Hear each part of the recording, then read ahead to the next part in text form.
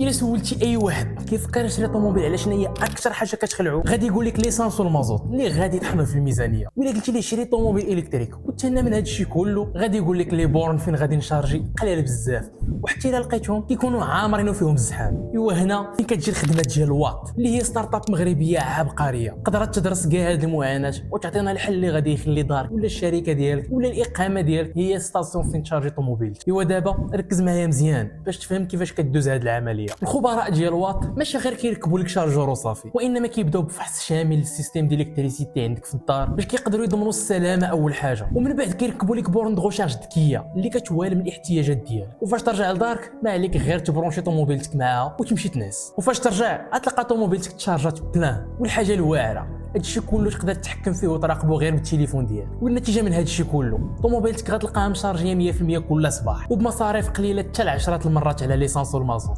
الا بغيتي تهنى من هاد المشاكل كلها وتعرف شنو بالضبط غادي يصلح ليك، تقدر تدخل الموقع ديالهم اللي غتلقاه في اول تعليق ولا تصيفط لهم في الصفحه ديالهم من هنا.